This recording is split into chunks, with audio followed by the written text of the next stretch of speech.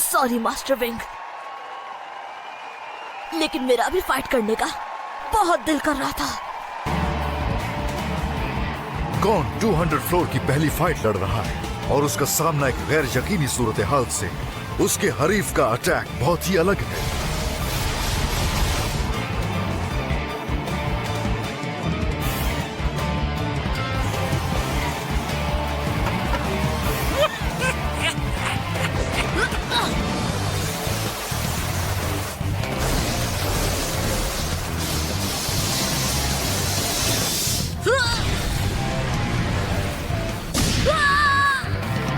एक और टॉप ने उसकी कमर पर हमला कर दिया।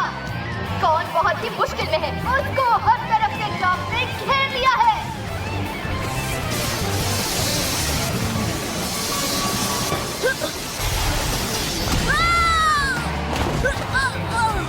Clean hit and knocked down. 2 points. Kitu को अभी से 4 पॉइंट मिल चुके हैं। लड़ोगे? हाँ लड़ूंगा। यहाँ तो बहुत सारे टॉप्स हैं, मुझे कुछ और सोचना होगा, मगर ध्यान से। मास्टर, क्या वो नैन का इस्तेमाल कर रहा है? हाँ, ये हैट्सू की एक किस्म है। उसने अपने ऑरा को उन टॉप्स में भर दिया है, जिसकी वजह से वो टॉप्स कुछ ज्यादा ही तेजी से नाच रहे हैं। छोटी चीज को चलाने के लिए जरा सी ऑरा की जरूरत होती है और किसी बड़ी चीज को काबू करने के लिए ज्यादा ऑरा की जरूरत होती है। किदू दूसरे तरीकों से भी नैन का इस्तेमाल कर रहा है। अगर वो सिर्फ अपने ऑरा की मदद से उन टॉप्स को घुमा रहा होता तो उनका अटैक इतना स्ट्रांग ना होता। ये सब सिर्फ इसलिए हो रहा है कि वो अपने टॉप्स पर बहुत ज्यादा ध्यान लगा रहा है, इसलिए उसकी स्पीड इतनी है। ऑब्जेक्ट्स इतनी परफेक्टली जब ही रिएक्ट करते हैं जब उन पर बहुत ज्यादा फोकस हो, और इसे देखते हुए ऐसा लग रहा है जैसे इसने नैन पर बहुत ज्यादा महारत हासिल की हुई है। मैं इन टॉप्स को देख नहीं पा रहा। शायद इन टॉप्स को किसी पावर से चलाया जा रहा है।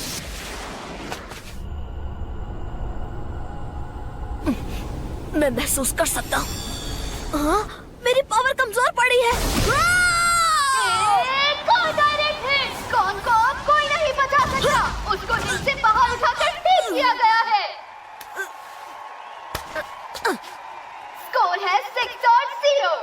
वो अब बहुत बड़ी मुश्किल में है। अगर मैं टॉप्स को सेंस करने की कोशिश करूंगा तो काम नहीं बनेगा। इस तरह तो मेरी अपनी पावर खत्म हो जाएगी। अब क्या करूं? एक टॉप रिंग से बाहर है, मगर ये मुझ पर हमला क्यों नहीं कर रहा?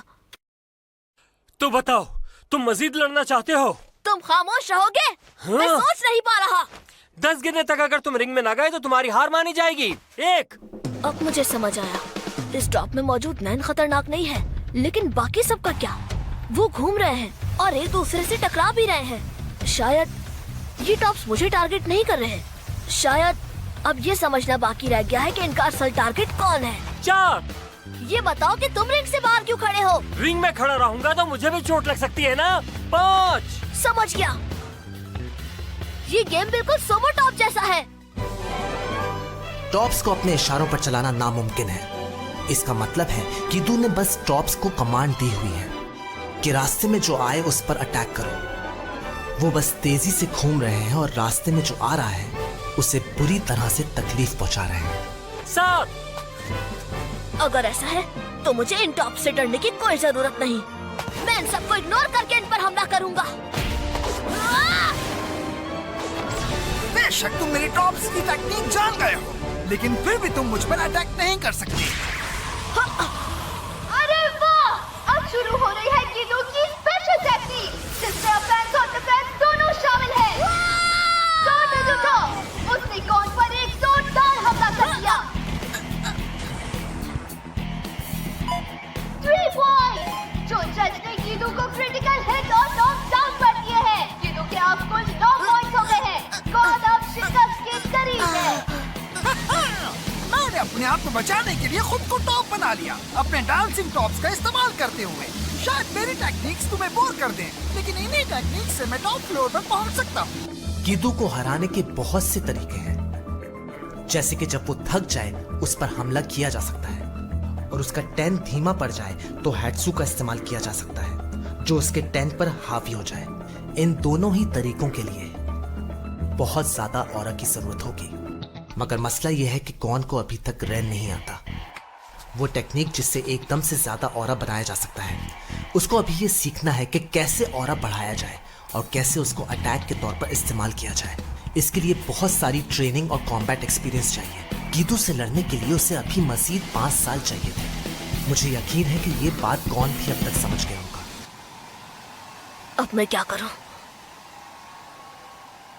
आखिर इस मैच को कैसे आगे लेकर जाऊं मैं?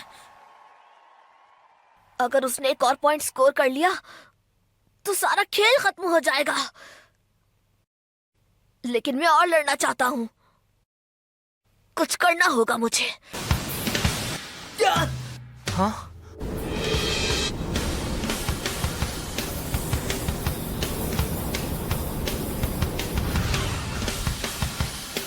उसने अपना 10 रिलीज कर दिया।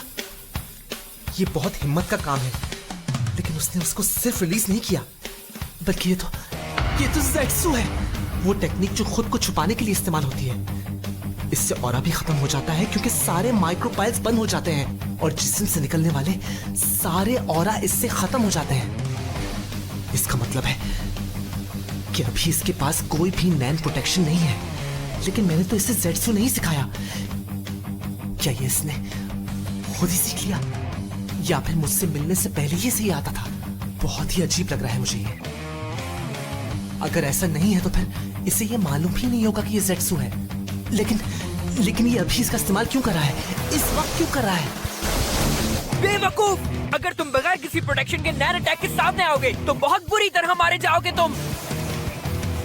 जानता हूं, लेकिन अगर मुझे इन टॉप्स की मूवमेंट्स को ट्रैक करना है तो मुझे सब भूलकर अपना फोकस एक तरफ करना होगा। क्या ऐसा हो सकता है? वो जीत सकता है क्या? वो अपनी जान को खतरे में डाल रहा है। चाहे ये जिस चीज के लिए भी है, ऐसा करना बहुत ही बड़ी बेवकूफी है। तुम जिंदा नहीं रहना चाहते क्या? अगर नहीं तो मैं मदद कर देता हूँ।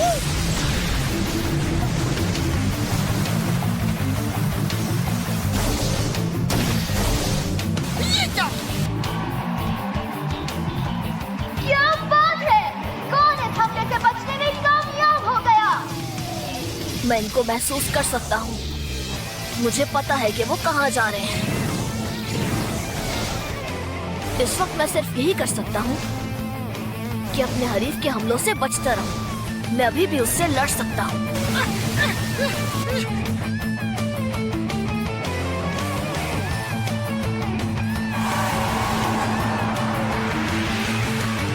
ये तो मेरे लिए बहुत ही आसान था।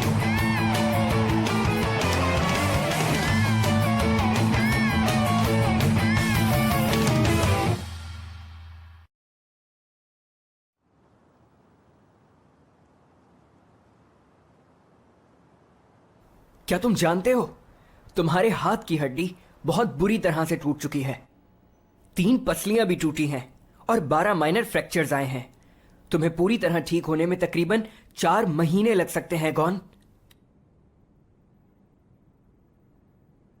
बहुत ही बेवकूफ हो। I am sorry. अपने दिमाग में ये बात बिठा लो कि तुम्हारी इस सॉरी से कुछ नहीं होने वाला, और इस दिमाग में थोड़ा जोर डाल के सोचो किस तरह करने वालों का अंजाम हुआ क्या है। यहाँ नए आने वालों के साथ यही होता है। अपने आप को बहुत लकी समझो कि तुम्हें कुछ भी नहीं हुआ है गॉन। तुम्हारे साथ प्रॉब्लम बस ये है कि तुम उस चश्मिश की बातों में आ रहे हो। वो मुझे लग रहा था कि सब कुछ ठीक हो जाएगा। हाँ, मुझे कुछ हिट जरूर पड़े थे, लेकिन वो इतने जोर के नहीं थे कि मुझे जान का खतरा हो जाए।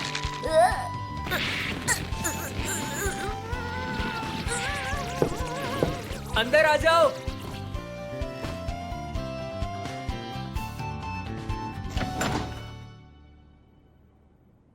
अरे चश्मिश सर, हम आपका ही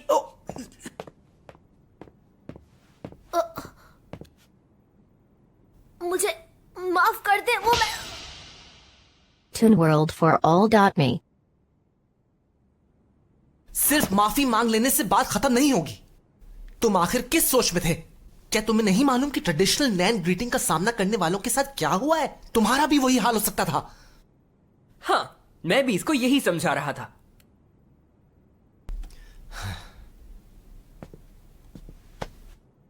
खैर, मैं बहुत खुश हूं कि तुम्हें ज्यादा चोट नहीं आई। Master wing,